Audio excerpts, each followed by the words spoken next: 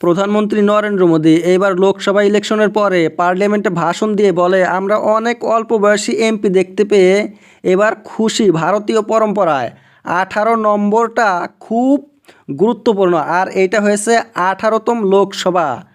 18 নম্বরটা গুরুত্বপূর্ণ কারণ ভাগবত গীতায় 18টা চ্যাপ্টার রয়েছে, 18টা পুরাণ উপপুরাণ রয়েছে। আমাদের 18 সংখ্যাটা হয়েছে 9-এর গুণিতক, যা পূর্ণতার প্রতীক।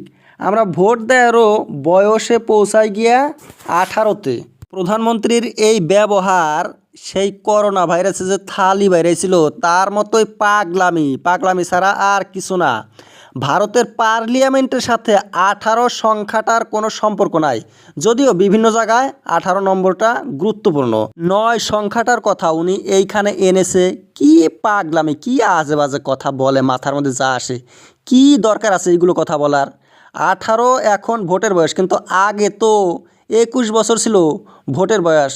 18টা চ্যাপ্টার রয়েছে ভাগবত গীতার মধ্যে, কিন্তু 18টাই তো শেষ হয়ে গেছে। পার্লামেন্ট তাহলে শেষ হয়ে যাবে, এরপরে ভারতে আর পার্লামেন্টের ইলেকশন হবে না, যদি সেই 18 চ্যাপ্টারের সাথে এর সম্পর্ক রয়েছে, তাই না? মোদির কথা মতে আরও অনেক ভালো ভালো জায়গায় 18 সংখ্যাটা পাওয়া যাবে। আমরা চাল খেয়ে বাঁচি।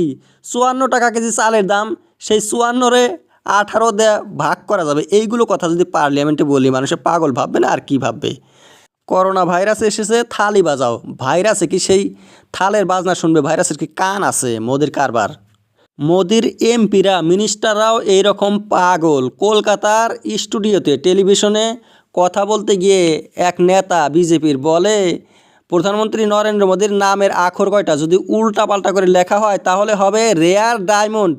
ডায়মন্ড মানে হীরা, খুবই মূল্যবান দুষ্প্রাপ্য হীরা হয়েছে। মোদি আসছে উল্টা করে একটা কথা বললে তার সাথে সিধাটার কি সম্পর্ক আছে? গড, জিওডি, তার মানে হয়েছে ঈশ্বর, কিন্তু এটা যদি উল্টা করে লিখি ডিওজি তাহলে কি হবে? হবে ডগ। সেই ডগের সাথে ভগবানের যে পৃথিবী সৃষ্টি করেছে তার সাথে কি কোনো সম্পর্ক আছে? পাগলরা রাস্তার মধ্যে যেগুলো কাগজ, ছিঁড়া কাগজ, কোনো দরকার নাই, সেইগুলো খুঁটে জড়ো করে এক জায়গায় করে। মোদি হয়েছে